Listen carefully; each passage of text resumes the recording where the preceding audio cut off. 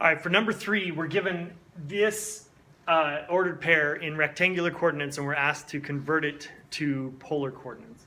So since this is rectangular coordinates, what that means is this is x, and this number here is y. We want to convert that into r and theta. So let's do the r first. R is going to be equal to the square root of x squared plus y squared. That's just the Pythagorean theorem to find r. So in this case, it's r equals negative 2 squared plus 2 square root of 3 squared, and then take the square root of all of that. So negative 2 squared is 4. 2 square root of 3 squared. 2 squared is 4 times square root of 3 squared is 3. So 4 times 3 is 12. So that's 16, and so this is going to be 4 is going to be our r. All right, so let's put that up here.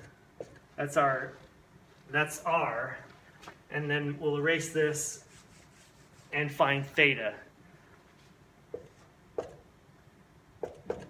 Theta is equal to the inverse tangent of y over x. And this one we're going to want to do by hand. If you plug it into the calculator, there's a 50% chance it's going to give you the wrong answer. And even if it gives you the right answer, it's going to be a decimal approximation, and that's going to be really hard to graph on your polar graph. So let's plug in y and x. So we get theta is equal to the inverse tangent of 2 square root of 3 divided by negative 2. And so we can see that the negative 2's are going to divide to 1 here.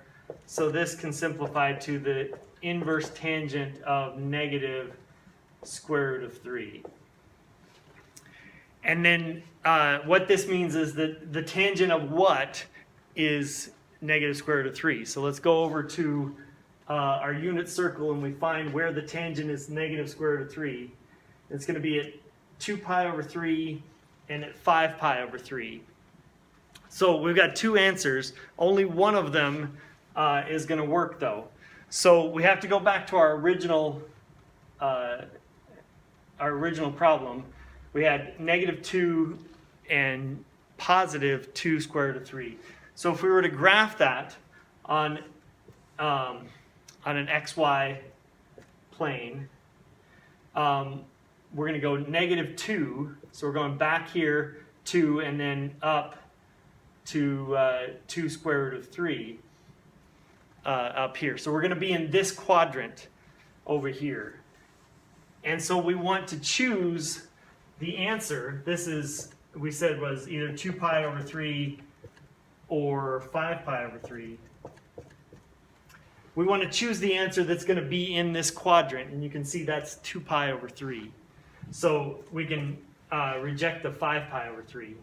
And so our theta is going to be 2 pi over 3, and our answer is 2 pi over 3.